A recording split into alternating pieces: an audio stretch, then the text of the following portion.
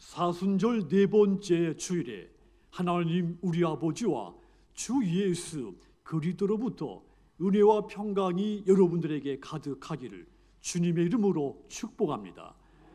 이번 산불로 인해서 가족을 잃고 터전을 잃어버린 피해 지역의 주민들 위해 하나님의 위로와 회복이 가득하기를 주님의 이름으로 기도드립니다.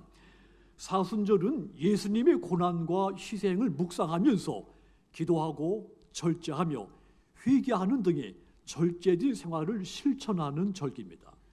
신앙적으로 이 절제된 생활을 통해 예수님을 더 깊이 알고 그분과 더 가까워지기 위해서 노력하는 절기가 사순절입니다. 그렇다면 여러분, 예수님은 어떤 분이실까요? 어떻게 하면 그분을 더 깊이 알 수가 있으며 어떻게 해야 그분을 더 가까이 할 수가 있겠습니까? 성경에는 눈이 있어도 보지 못하며 귀가 있어도 듣지 못하는 자가 있다. 이 말씀이 자주 쓰였습니다.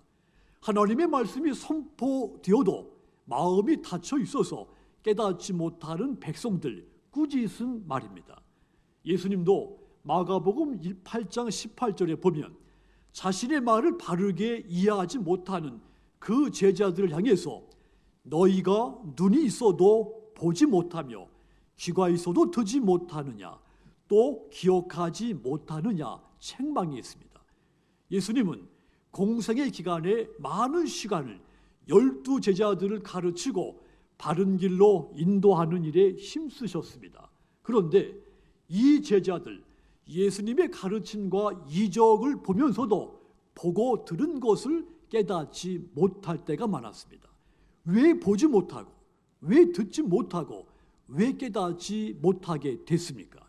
무감각, 무관심, 교만, 잘못된 선입견, 편견, 이런 이유들 때문이었습니다. 말들이 경주하는 경주장에서 경주마에게는 눈 가리개 같은 것을 씌우게 되죠. 그것을 차한대라고 말합니다. 경주마의 좌우 시야를 차단해서 앞만 보고 달리게 하려는 도구죠. 오로지 목표만 보고 달리게 하려는 방법인 겁니다. 사람의 눈은, 우리 눈은 얼굴 전면에 있기 때문에 좌우 시야 범위가 180도 정도 됩니다. 자, 그런데 말은 머리 양옆에 눈이 있어서 그 시야가 350도까지 됩니다. 사방을 한꺼번에 볼 수가 있습니다. 그래서 이 말은 고개를 돌리지 않고도 뒤에서 접근하는 물체까지 볼 수가 있습니다. 말은 덩치가 큰 것에 비해서 겁이 많고 낯선 물체에 대한 공포심이 큽니다. 그래서 목표만을 보고 집중해서 달릴 수 있도록 고안된 것이 차한대입니다. 사람도 무언가에 집중하면 다른 사람의 말과 조언이 들리지 않습니다. 주변을 돌아보지 못하는 경향도 생깁니다. 거기에다가 무감각, 무관심, 교만, 잘못된 선입견, 편견 이런 것들이 더해지면 마치 차한대를 착용한 말처럼 행동하게 되는 겁니다. 오늘 본문 속에 나오는 38년 된 병자가 그러했습니다. 마치 차한대를 차고 있는 것 같이 오로지 매일 한 곳만 집중하고 살아왔습니다. 베데스다 연못만 집중하고 산 것입니다. 베데스다 연못에는 오래전부터 내려오는 이야기가 있습니다. 요한복음 5장 4절 보시면 이는 천사가 가끔 못에 내려와 물을 움직이게 하는데 움직인 후에 먼저 들어가는 자는 어떤 병에 걸렸든지 낫게 되밀어라 그랬습니다. 이 연못에 가끔 천사가 내려와서 물을 움직이게 한다는 것입니다. 그때 연못에 가장 먼저 들어가는 사람, 어떤 병에 걸렸든지 다 고침을 받는다는 이야기가, 그런 전설 같은 이야기가 내려오고 있었던 겁니다. 그래서 이 연못에는 5개의 행각에 수많은 병자들이 가득했습니다. 요한복음 5장 3절 보시면 그 안에 많은 병자, 맹인, 다리 저는 사람, 혈기 마른 사람들이 누워 물의 움직임을 기다리니 그랬습니다. 연못가에 항상 병 고침 받기를 바라는 많은 사람들이 모여서 물이 움직이기만을 기다리고 있었다는 이야기입니다. 그들의 시선은 언제나 연못을 향해 있었던 것입니다. 언제 천사가 내려와서 물을 휘저을지 모르기 때문에 자기 자리를 떠나지 못하고 거기에 붙들려 살고 있었던 겁니다. 그래서 그곳이 얼마나 치열한 현장이었는지 상상할 수 있습니다. 이 38년 된 병자도 언제부터인지는 알 수 없지만 이 치열한 현장에 자리를 잡고 물이 움직이기만을 바라보며 살고 있었던 겁니다. 당시 이스라엘 사람들의 기대 수명이 30에서 40대였습니다. 38년 된 병자였으니까 인생의 막바지에 다다랐을 나이가 된 겁니다. 그 세월이 차기까지 오직 이 연못만 바라보고 살아온 겁니다. 이 38년 된 병자, 그가 집중하고 있는 그 연못에 예수님이 방문하신 것입니다. 예수님께서 공생의 기간에 명절을 지키기 위해서 예루살렘에 몇 차례 올라가셨습니다. 오늘 본문에서도 예루살렘에 올라가셨다가 베데스다 연못에 이르게 된 겁니다. 그곳에서 38년 된 병자를 만나게 된 겁니다. 그렇다면 여러분, 예수님은 그에게 어떤 분이셨습니까? 그리고 그 예수님은 사순절을 보내는 저와 여러분에게 어떤 분이십니까? 예수님은 이 38년 된 병자에게 먼저 찾아오시는 분이었습니다. 병자가 예수님을 찾은 것이 아닙니다. 주님이 그를 먼저 찾으신 겁니다. 38년 된 병자, 연못가에서 언젠가 한 번은 내게도 기회가 있을 것, 그런 희망을 가지고 이곳에 지금까지 있어 왔습니다. 그러면서 연못의 물이 움직이기만을 간절히 기다리고 있었던 겁니다. 그런데 그에게 병이 나을 기회는 찾아오지 않았습니다. 요한복음 5장 7절 보시면 병자가 대답하되 주여 물이 움직일 때 나를 못에 넣어주는 사람이 없어 내가 가는 동안에 다른 사람이 먼저 내려가나이다 그랬습니다. 그에게 병이 낫고자 하는 간절함이 있었습니다. 그런데 간절함이 있다고 해서 그대로 이루어지는 것은 아니었습니다. 그에게는 도움을 주는 손길이 아무도 없었던 겁니다. 간절함이 그를 낫게 하지 못했던 겁니다. 시간이 갈수록 그에게 희망이 점점 사라졌을 것입니다.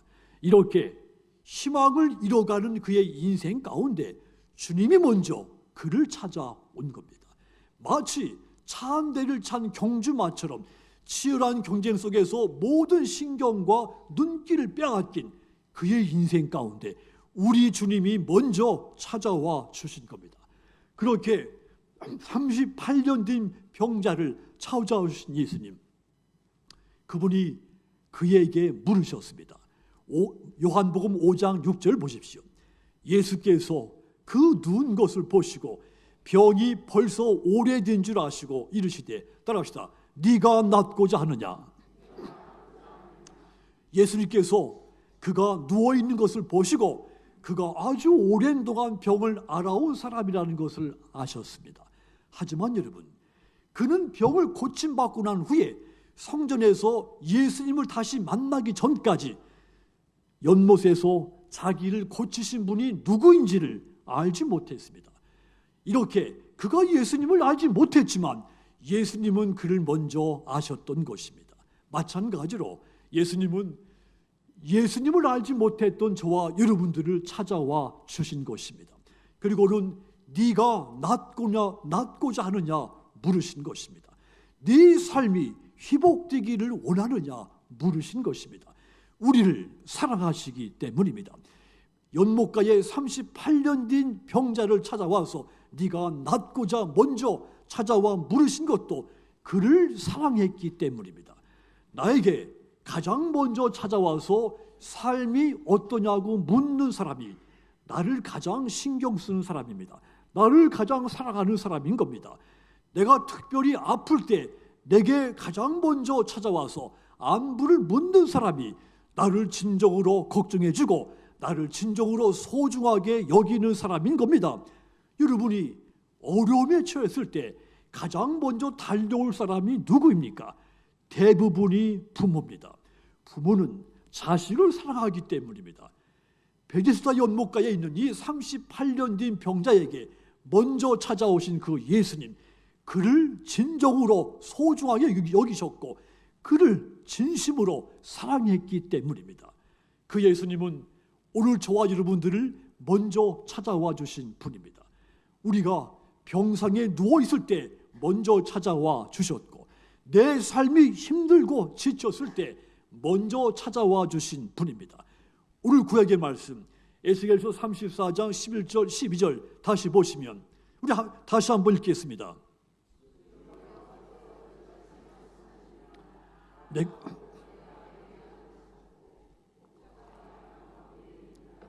양이 흩어졌으면 그 때를 찾는 것 같이 내가 내 양을 찾아서 흐리고 캄캄한 날에 그 흩어진 모든 곳에서 그것들을 건져낼지라. 아멘. 내가 친히 나의 양떼를 찾아내서 돌보겠다는 말입니다. 흩어진 곳에서 건져내시겠다고 약속한 것입니다. 그렇습니다. 하나님은 우리가 하나님을 찾기 전에 먼저 우리를 찾아오시는 분이십니다. 예수님은 하나님의 말씀대로, 약속대로 자기의 양떼를 찾아서 건져내시기 위해 찾아오신 분입니다. 이것이 주님의 사랑이며 측량할 수 없는 은혜인 것입니다. 예수님께서 저와 여러분들을 찾아오셨기 때문에 우리에게 소망이 생긴 겁니다. 그분이 저와 여러분들을 찾아오셨기 때문에 우리 삶이 변화가 일어난 겁니다. 그러므로 여러분, 사순절을 보내시면서 내가 찾기도 전에 먼저 찾아와 주신 그 주님을 사랑하고 그 주님을 증거하며 사시기를 주님의 이름으로 부탁을 드립니다. 그리하여 구원받는 사람들이 날마다 더해지기를 주님의 이름으로 축복합니다. 또한 예수님은 그에게 어떤 분이셨습니까? 이 38년 된 병자를 살리기를 원하시는 분이었습니다. 아무도 그에게 관심이 없었습니다. 그가 낫고 싶은지 궁금해하는 사람도 아무도 없었습니다. 그런데 그에게 오셔서 네가 낫고자 하느냐 물으신 분은 한 분이셨습니다. 이 38년 된 병자에게 네가 낫고자 하느냐 물으시는 그 예수님, 그분의 음성을 마침내 그가 듣게 됩니다. 그때서야 비로소 이 연못에 고정됐던 그 눈길, 그 시선을 돌리고 예수님을 바라보게 되기 시작했습니다.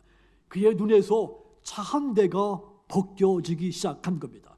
예수님은 그에게 얼마나 병이 오래되었는지, 얼마나 아프고 얼마나 고통스러웠는지, 현재는 또 어떤 상태인지 이거 묻지 않았습니다.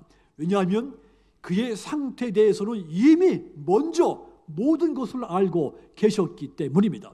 뿐만 아니라 그의 상태는 중요하지 않은 것이기 때문이었죠. 예수님이 그를 살리시기로 작정하신 것, 이것이 핵심이기 때문입니다. 예수님의 사명은 생명을 살리는 일입니다. 에베소서 2장 1절 보시면 그는 허물과 죄로 죽었던 너희를 살리셨도다 했습니다. 예수님은 허물과 죄로 죽은 사람을 살리시기 위해서 이 땅에 오신 분이십니다. 그래서 그에게 네가 낫기를 원하느냐 물으신 겁니다. 그를 살리시기 위해서 물으신 겁니다. 그런데 이 38년 된 병자, 그의 대답은 너무도 뜻밖이었습니다.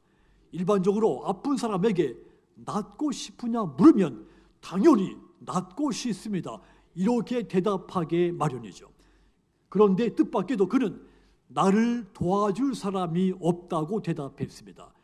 요한복음 5장 7절 다시 보시면 병자가 대답하되 주여 물이 움직일 때 나를 못해 넣어주는 사람이 없어 내가 가는 동안에 다른 사람이 먼저 내려가나이다 그랬습니다.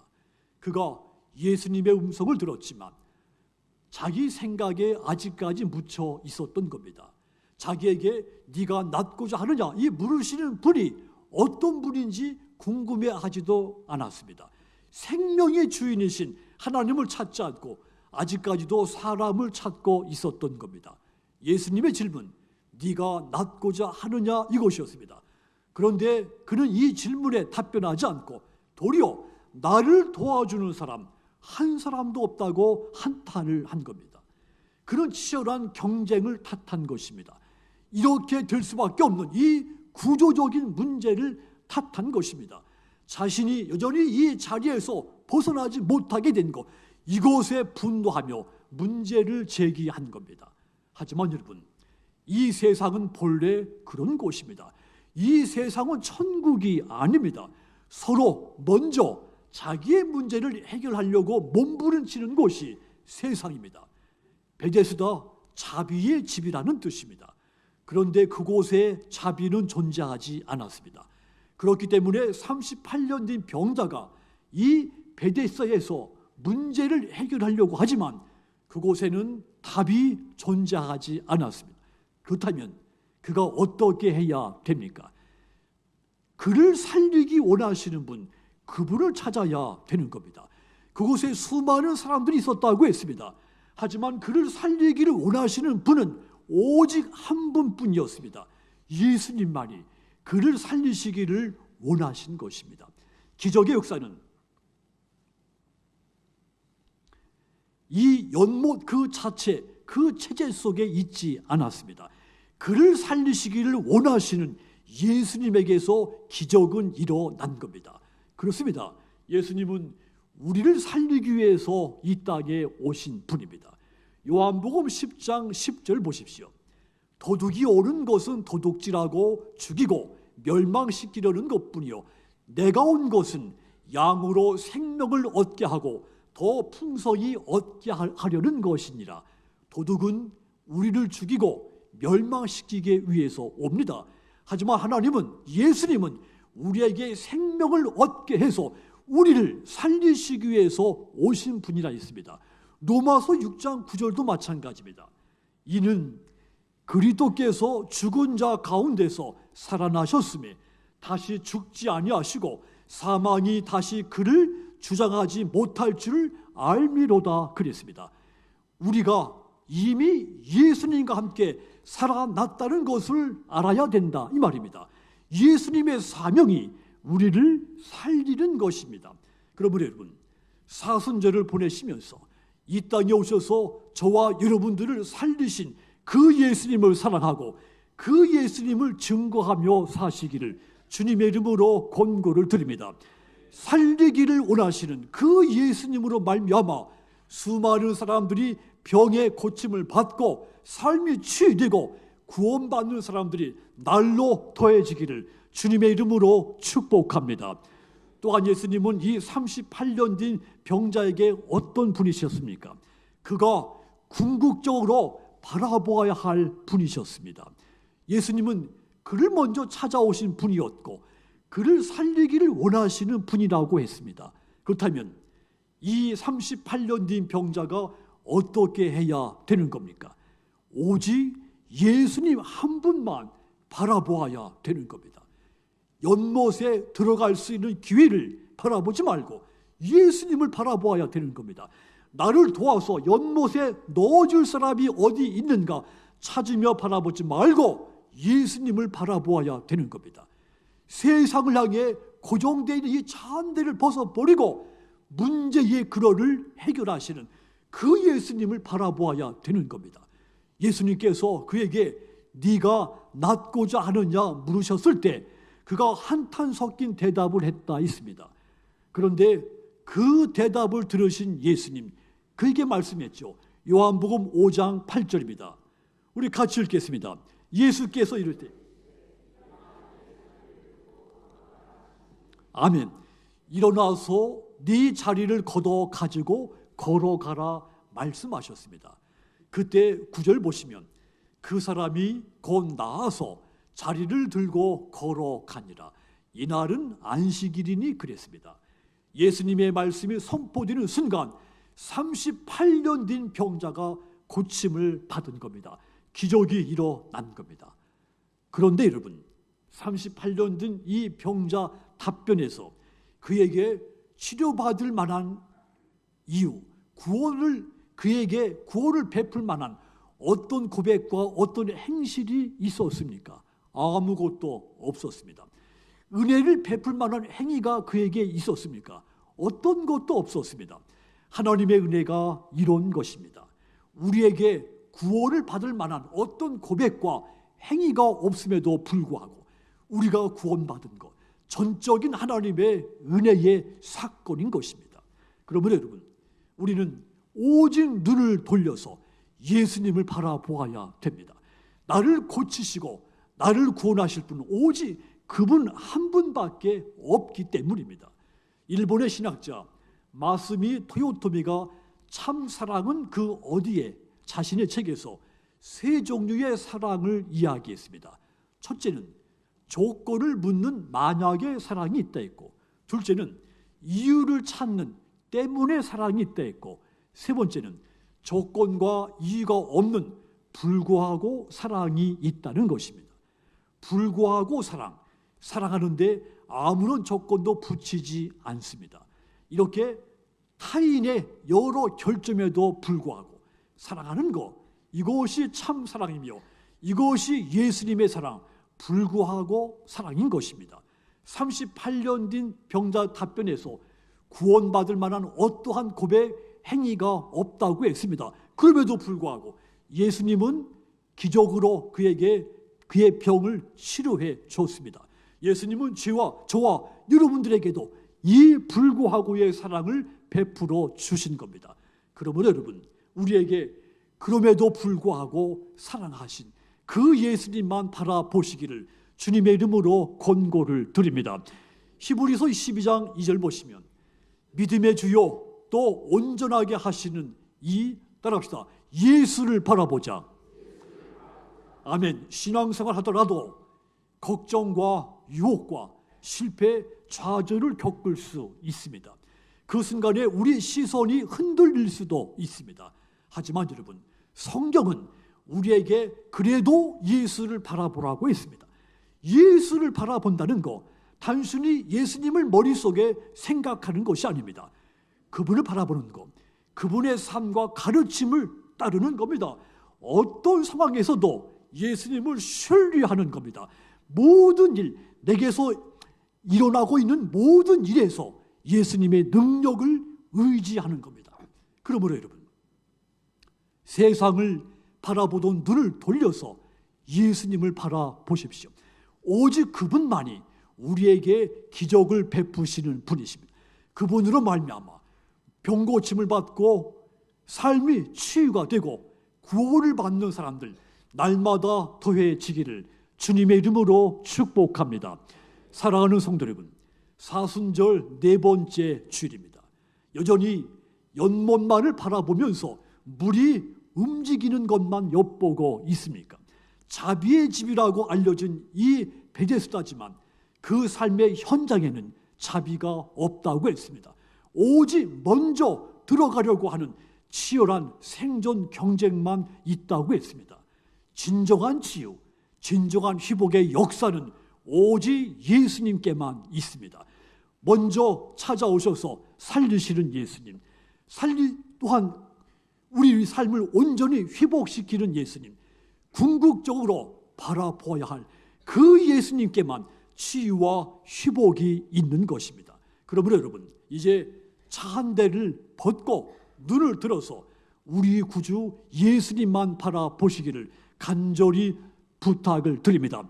그리하여 그분으로 말미암아 온전한 치유와 회복이 일어나는 사순절의 이 기적의 사순절을 보내시기를 주님의 이름으로 축복합니다.